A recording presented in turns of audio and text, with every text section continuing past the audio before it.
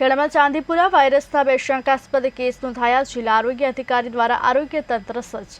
અત્યાર સુધી 2 શંકાસ્પદ કેસ નોંધાયા। એક બાળકનો રિપોર્ટ નેગેટિવ આવ્યો। એક બાળક હાલ હિંમતનગરમાં સારવાર હેઠળ છે। ટીમો બનાવી વાયરસ અટકાવવા કામગીરી કરવામાં આવી। આરોગ્ય વિભાગ દ્વારા 3000 જેટલા ઘરોમાં દવાનો છંટકાવ કરવામાં આવ્યો।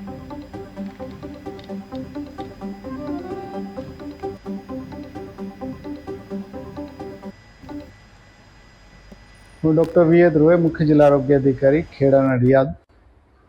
સાહેબ, જે વખતે ચાંદીપુરમ વાયરસ જે કેસો નોંધાયો છે, જિલ્લામાં હાલમાં કેટલા કેસો નોંધાયા છે અને કેવા પ્રકારની પરિસ્થિતિ? આ વર્ષની અંદર એન્કેફેલાઇટિસના 2 કેસ નોંધાયા છે। એક દાસલવાડા PHC તોરણા અને બીજો આપણે ફૂલજી નામવાળા આપણે PHC અંત્રોલીમાં કેસ નોંધાયો છે અને બંને કેસ કપડવંજના છે। અને આ કેસમાં તાવ આવ્યો, પછી એની સાથે ઝાડા ઉલટી અને આપણે ગુજરાતીમાં કહેવાય ખેંચ ઉપડી, તો એવી રીતે એના લક્ષણ હતા અને કેસોને તાત્કાલિક આપણે હોસ્પિટલ લઈ જવામાં આવ્યો।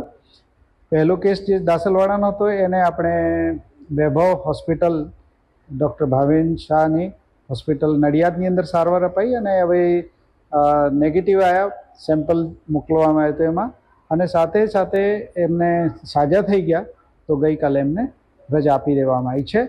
અને